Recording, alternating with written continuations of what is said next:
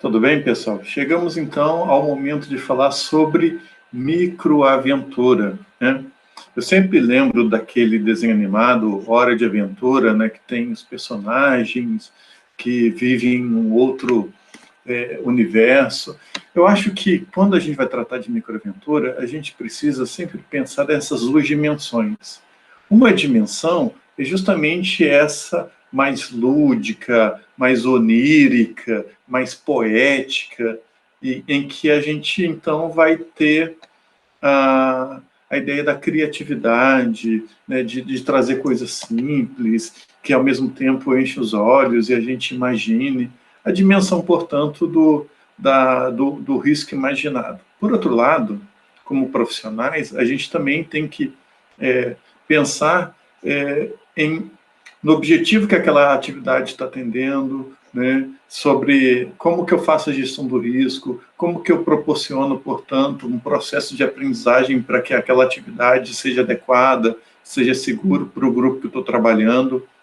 Na Escola de Aventura, a gente já trabalhou até mesmo com terceira idade, então são adaptações que você tem que pensar e que, portanto, a microaventura, ela é uma estratégia em que você vai proporcionar o acesso à experiência de aventura.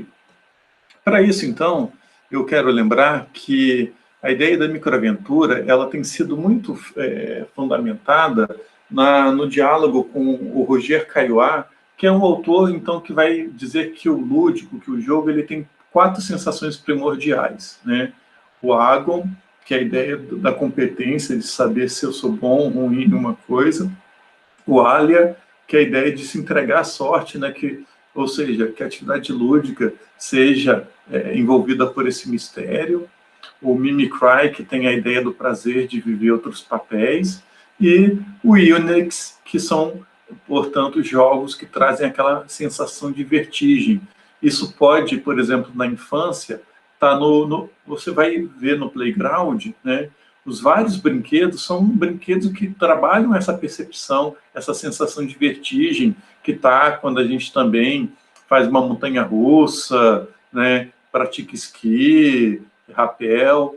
Então, a ideia da vertigem como uma sensação lúdica que se complementa a outras sensações é um elemento muito importante que fundamenta a minha produção da teoria, portanto, do Caillois, para chegar à ideia da microaventura como uma forma de trabalhar os jogos de vertigem, mas não só eles.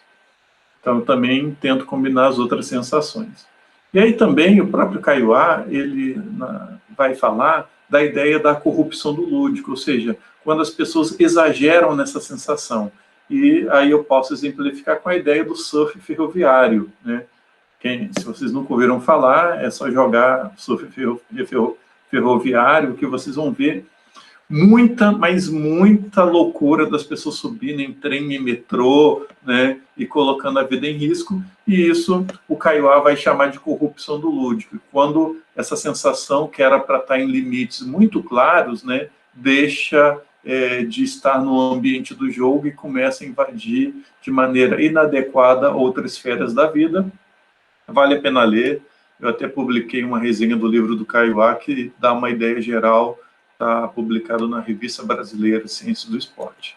Bem, e aí, como pesquisador do lazer, eu comecei a investigar melhor essa questão da corrupção do lúdico e cheguei, então, ao fenômeno do lazer desviante, que são essas práticas de lazer que, de certa forma, elas causam estranhamento da sociedade, ou porque elas envolvem de maneira muito exacerbada, ou seja, exagerada, a dimensão do risco, da violência, do sexo, ou porque a estética dele é bizarra demais. E aí eu exemplifico aí uma atividade que combina risco com bizarrice, que é a famosa corrida do queijo, que acontece na Escócia, que as pessoas saem correndo atrás de um queijo e acabam tropeçando e rolando, né? Agora, por coincidência, quando eu estava na Praia de Joaquina, que tem as dunas em Santa Catarina, na ilha de Florianópolis, e aí eu estava lá fazendo o esqui, né? estava muito difícil, caía toda hora. Chegou uma hora que eu fiquei, sabe uma coisa, eu vou já sair rolando direto, sem esqui. E aí eu tive um rolamento de 40 metros, né, areia abaixo, e terminei lá todo cheio de areia, zonzo, parecia que o cérebro tinha saído do lugar, e o mundo estava rodando de maneira absurda, né? Eu falei assim, para o mundo que eu quero descer. Então, esse tipo de atividade me fez pensar que talvez eu pudesse organizar como professor de educação física e como recreador a ideia da vertigem naquilo que inicialmente eu chamei de crazy games, né? Que eram esses jogos de vertigem que assim, se aproximavam até um pouco da ideia do lazer desviante, né? Mas aí, olhando, por exemplo, em Maringá, a maneira como as crianças brincam num barranco que tem de um estádio chamado Willie Davis, eu percebi, então, que basta olhar a maneira simples como as pessoas já se divertem, que eu poderia, portanto, combinar a sensação de vertigem sem necessariamente entrar nem no lazer desviante, nem na corrupção do lúdico. E foi aí que eu, então, tive a ideia de batizar isso de microaventura. Quando eu fui pesquisar para patentear o nome, eu descobri que em 1968 já existia um desenho animado chamado, né, Microventure, e que atualmente tem também as microaventuras de Tito e Muda, né? Até hoje não assisti esse desenho, mas descobri que existe isso. E para piorar, né, depois eu descobri que tem um autor que já escreveu um livro chamado Microaventuras, que aliás é um livro bem legal, né, em que esse autor, o Humphreys, ele vai propor a microaventura como você não precisa esperar o final do ano para fazer um safari na África do Sul ou escalar o Kilimanjaro para dizer que você teve uma grande aventura. Viva todo final do dia ou no final de semana microaventuras, que são aventuras que você pode fazer na sua redondeza, né?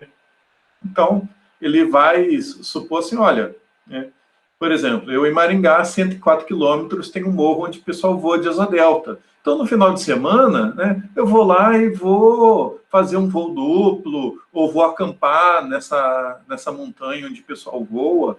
Ou seja, não espere, né, um grande momento para fazer as grandes aventuras. Vá vivendo também as microaventuras que você pode viver cada dia e a cada final de semana. Claro que o modelo de microaventura que eu proponho é uma combinação entre a recreação e a dimensão pedagógica do ensino de aventura para que elas sejam elementos do ensino de práticas corporais de aventura em qualquer ambiente, na escola ou fora dela. E as microaventuras que eu defino, então, elas são seguras, porque elas são feitas em baixa velocidade, em baixa altura, né, de forma simples. Elas são viáveis, porque elas vão sempre buscar recursos alternativos, o que você tem à mão, né? Elas são miméticas, ou seja, a criança, o adulto, o idoso, qualquer um, vai viver essa sensação, né, que o Caio vai falar da experiência da vertigem, que é a mesma que ele vivenciaria se estivesse descendo de snowboard numa montanha. Obviamente, guardado suas devidas proporções, mas ele vai experimentar, né, essa vertigem. E elas são recreativas porque elas tanto são educativas como também são divertidas. E aí, eu lembrei que em 2003 eu publiquei algumas coisas sobre como fazer a recriação. O que é recriação? É pegar algo que já existe e dar uma outra cara a ela, mas não é simplesmente fazer uma variação, é diferente. A recriação pressupõe que você pega algo e transforma esse algo, por exemplo, nos jogos cooperativos. Tem a dança das cadeiras, em que a cada rodada uma pessoa é eliminada. Na dança das cadeiras recreativas, só a cadeira é eliminada, mas você continua tendo que dividir as cadeiras disponíveis com as pessoas, e isso evita que você deixe de participar e se divertir com as pessoas. Pois bem, então como é a recriação? Como eu faço uma microaventura com base? Olho para o skate, olho para o paraquedismo. Então, eu primeiro tenho que olhar a lógica interna do paraquedismo. Como que é o paraquedismo? Que ele funciona? Quais são suas características marcantes, né? E aí eu tento identificar as barreiras para a vivência né, dessa modalidade, que no caso eu estou exemplificando com, né, o paraquedismo. E aí, uma barreira, obviamente, é o valor, né? Outra é o risco, outra é a complexidade, outra é a idade, outra é ter na sua cidade, né, avião que salta e instrutor para isso. Mas lá na escola, lá na minha recreação, no acampamento, como que eu posso recriar? Então, eu posso manter a lógica interna daquilo que é bem característico, né? Ou seja, uma atividade que envolve o deslize, né, de um paraquedas sob o ar, e eu posso transformar, portanto, como nos exemplos que eu estou colocando ali, né, eu posso fazer um paraquedas cooperativo para as pessoas experimentarem como que funciona, né, essa coisa do ar ser inflado, ou eu posso construir paraquedas de brinquedo. Tenho certeza que muitos tiveram isso na infância. A gente pode fazer com material reciclado para, pelo menos, as crianças terem o imaginário simbólico dessa modalidade. Peguei pesado, né? Falei de uma coisa bem impossível, tá? Mas e para o skate, para o slackline, eu consigo fazer microaventuras? Claro que sim, né? Então, é só lembrar, né? Você tem que ter esses 3 Cs da recriação: o conhecimento, conhecer a modalidade, a crítica, ou seja, saber perceber, não vai ter skate para todo mundo, então essa é uma crítica que eu tenho que fazer, né? E a criatividade: então será que eu consigo então fazer carrinho de rolimã para substituir essas crianças terem essa vivência? Obviamente que você pode lutar para que tenha skate, pode buscar patrocínio, pode conseguir emprestado, mas a microaventura ela também tem uma dimensão que é aproximar a pessoa da vivência, até por questão de segurança, né? Então, nesse exemplo que já começamos agora a falar do skate, vejam aí no detalhe o que eu estou usando como equipamento para deslizar sobre a superfície. É aqueles suportes que o pessoal usa para computador, né? E está todo mundo jogando fora, eu consegui vários, né? Então, outra coisa também importante na microaventura é que você tem que dar uma narrativa, você tem que envolver a criança, não é assim, passe aí pela cama de gato, não. Olha, você agora é um super espião e você vai passar por um montão de raio laser para conseguir desligar um botão de segurança. Tchan, tchan, tchan, tchan, tchan, tchan, tchan, tchan. Então, a microaventura tem que ter essa dimensão do imaginário, né? E aí eu pedi para você assistir a algo sobre macroginástica, porque é justamente um bônus, né? Daqui a pouco eu vou soltar um vídeo aí de uma música do Honey Awad, que é, sem dúvida, um dos mais importantes criadores do Brasil, e no CD dele, Cante Brinque Brasil, tem uma música bem legal, né? É a música número 10, Estava Correndo na Rua, e nós vamos tentar fazer uma microaventura de macroginástica envolvendo movimentos do parkour. Então, entra lá no site, eu acho que dá para ouvir uma amostra grátis da música e tenta imaginar como que você faria uma macroginástica para o parkour envolvendo isso. Então, estão aí as referências. Eu quero agradecer, então, a você por estar acompanhando o nosso curso e lembrando que a gente já vai se preparar para o módulo 3, que vai ser um módulo bastante prático, tá bom? Eu vejo você, então, no módulo 3, porque, né, eu estou supondo que você já viu todos os conteúdos. Um grande abraço.